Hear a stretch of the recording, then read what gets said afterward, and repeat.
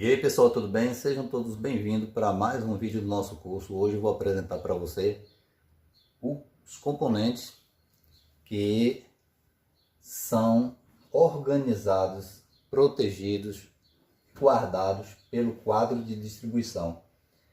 O que é que nós temos dentro do quadro de distribuição? Nós temos o disjuntor. Quando as fases e o neutro vêm lá do quadro medidor, no padrão de entrada, eles saem de lá, o primeiro ponto no interior da residência que esses cabos chegam é no quadro de distribuição. Eles adentram tanto o neutro quanto o número de fase, conforme esse fornecimento seja monofásico, bifásico ou trifásico, né? Respectivamente, nós teremos uma, duas ou três fases. Sendo assim, o neutro, quando chega no quadro, ele vai direto para o barramento, e aí a gente já tem aqui o primeiro componente a falar, barramento de neutro. Barramento de neutro é uma barra de cobre, onde tem vários pontos de conexão, que cada circuito vai ter o seu neutro saindo dessa barra. Então, se nós temos o circuito de iluminação, dessa barra vai sair um cabo neutro que vai alimentar todo o circuito de iluminação.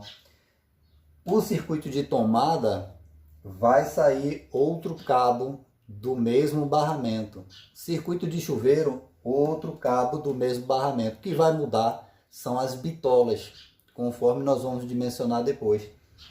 Mas é importante saber que cabo neutro, ele não secciona em disjuntor, e cada circuito é obrigatório ter o seu único, exclusivo cabo neutro. Eu não posso, lá no circuito, pegar uma caixinha onde está passando o neutro da tomada e puxar um neutro dali para instalar uma lâmpada. De maneira nenhuma, esquece isso. Cada circuito, o cabo neutro sai do barramento. Tranquilo? Então, já começa aí a função do barramento de neutro. Depois nós temos aqui também o barramento de terra. Porque os circuitos que são obrigatórios ter aterramento, principalmente de tomada, cada um terá o seu cabo terra saindo daqui também. Existe previsão na norma que você possa ou pode compartilhar o cabo de terra, a gente vai ver isso depois. Mas a gente pode dizer para você que desse barramento sai todos os cabos de aterramento. Cabo de aterramento de chuveiro, cabo de aterramento da tomada de uso geral, do forno micro-ondas, da torneira elétrica. Então, todos eles sairão daqui. Eu posso adiantar para vocês o seguinte, que a norma diz do aterramento. Se você tem um circuito de chuveiro que está seguindo no mesmo eletroduto que o circuito de tomada de uso geral, ou vamos considerar o circuito do ar-condicionado, então a gente tem o cabo terra do chuveiro e temos também do ar-condicionado. A norma diz que se eles seguem no mesmo eletroduto, você pode chegar no ponto de derivação e puxar uma derivação do cabo de igual ou maior bitola. O que quer dizer isso? Eu não posso puxar o aterramento do chuveiro, que consideremos aqui que seja um cabo de 10 milímetros. Eu não posso puxar de um circuito de tomada que tem um cabo de 2,5. Mas eu posso derivar do cabo de 10 do chuveiro um cabo de 2,5 para o aterramento da tomada. Contanto que esses dois circuitos estejam seguindo no mesmo eletroduto. É o que a norma diz sobre o aterramento. As fases, elas passarão direto e o seu primeiro ponto de contato vai ser num disjuntor que a gente chama de disjuntor geral. Ou seja, se você desligar esse disjuntor, você desliga tudo.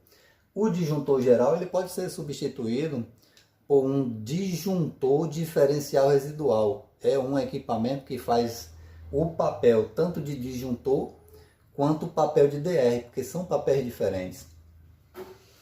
No nosso caso, nós teremos disjuntor geral e interruptor diferencial residual. O disjuntor faz o papel só de disjuntor e o DR faz o papel só de DR. Então eles são separados. Os fases entram, passam direto, chegam no disjuntor geral. O papel dele é esse: proteger os circuitos subordinado ao disjuntor geral. Estão todos os circuitos terminais, circuito de chuveiro, circuito de tomada, circuito de iluminação, etc. Todos estão subordinados a ele. O que acontecer de curto-circuito ou sobrecarga, depois dele ele vai desarmar e vai desligar tudo. Pode ser em qualquer um dos circuitos subordinados a ele. E os outros de uma forma específica.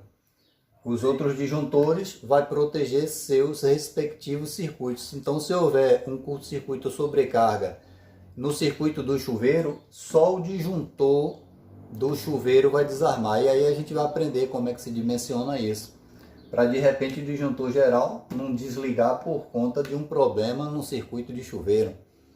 Então a gente vai ver depois. Mas o papel do disjuntor é esse: proteger os circuitos, resumindo os cabos, porque os cabos é quem sofre no curto-circuito, que sai queimando tudo é o cabo. Quando tem uma sobrecarga, o que começa a esquentar são os cabos que estão alimentando. Se tiver um interruptor no caminho, aquele ponto do interruptor vai estar esquentando. Isso vai gerar um problema, pode sair queimando tudo. E antes que aconteça, o disjuntor está monitorando através de uma lâmina bimetálica o aquecimento desse circuito, ela se dilata e desliga. Ou ele também tem uma bobina que, quando tem um curto-circuito, o pico de corrente é altíssimo, que essa bobina gera um campo eletromagnético que também desarma o disjuntor. Então é para isso que serve. Depois nós temos o DR. O DR ele serve para proteger os circuitos de fuga de corrente. O que quer dizer isso? Já viu aquele caso que tem uma geladeira que alguém de repente está tomando choque na carcaça, um freezer?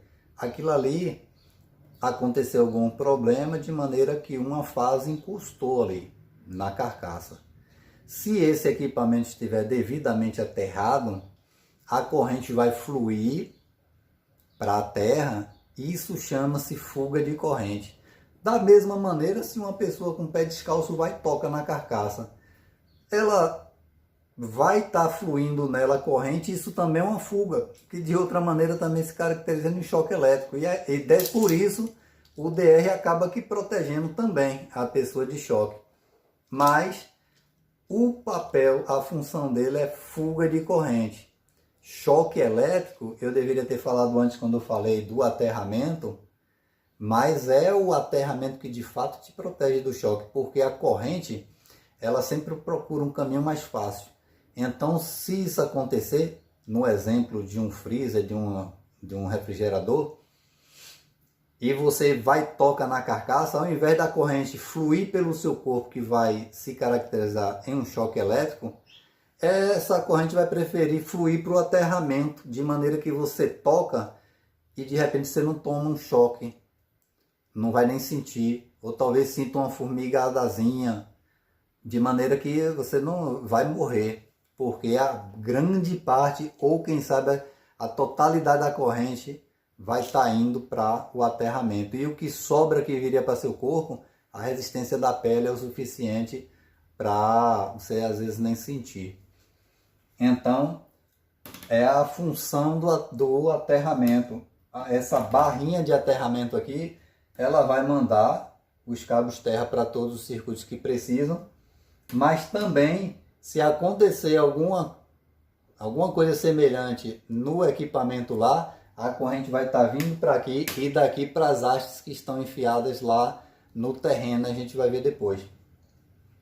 E o DR, se isso acontecer, ainda que ninguém tome choque, mas se não tivesse o DR, no final do mês ou no pagamento de sua conta que você ia descobrir o grande prejuízo, porque é como uma torneira furada, está jogando água fora, essa fuga de corrente está jogando energia fora. O DR, quando processa isso, ele desliga. E como é que ele processa? Porque as fases e o neutro passam por ele. Então vamos considerar que uma geladeira está demandando lá 5 amperes. Então está passando nas bobinas do DR 5 amperes. Vai para a geladeira, mas o circuito ele vai e volta. E volta os mesmos 5. Isso mantém um equilíbrio nas bobinas. Se de repente um cabo lá, um neutro, um fase, encosta na carcaça, gerando fuga de corrente, o DR vai processar que foram 5, mas não voltaram os mesmos 5. Isso gera um desequilíbrio e faz com que ele desligue, protegendo assim o circuito de fuga de corrente. E a principal consequência disso é que no final do mês não vai acontecer aquela história que a pessoa pagava R$200 de energia e de uma hora para outra pagou 600 mil ou R$1.000. E da mesma forma, quando alguém vai e toca nessa carcaça, se não tivesse o aterramento, a pessoa tomaria um choque talvez fatal. Mas ele também acusa no corpo da pessoa um desvio de corrente e acaba atuando dessa maneira. Então, essa é a função do DR, está apresentado aqui o DR para vocês. Já falei do disjuntor e nós temos o DPS.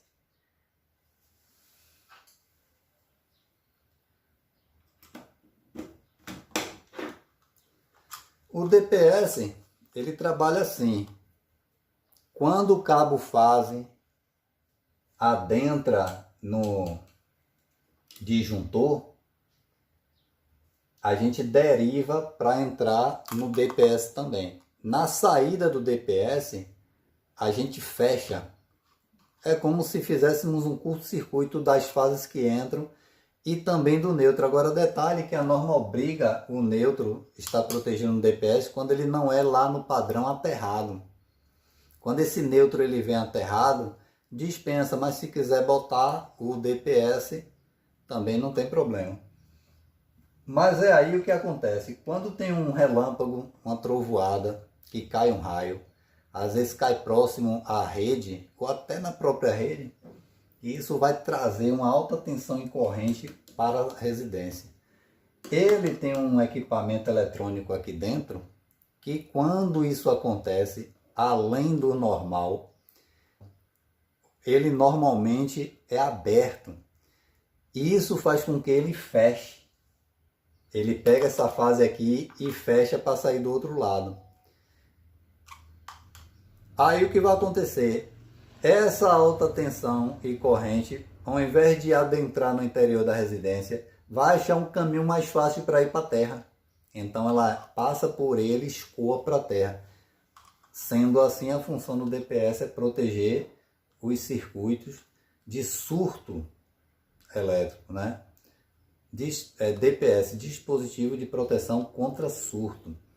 E pode ser por raio, descarga atmosférica e até manutenção. Na rede elétrica acontece isso, quando falta energia que ela chega, às vezes dá pico de tensão e corrente, isso pode queimar equipamento. Então, o DPS, ele serve para esse fim. No decorrer a gente vai voltar a falar sobre isso aqui, porque a gente vai aprender a montar o quadro, a instalar esses equipamentos, fazer a instalação de como que eles se comunicam entre si. No momento, o objetivo foi apresentar para vocês a composição de um quadro de distribuição. E depois a gente vai estar falando de maneira específica de como monta, de como fecha e instala tudo isso aqui.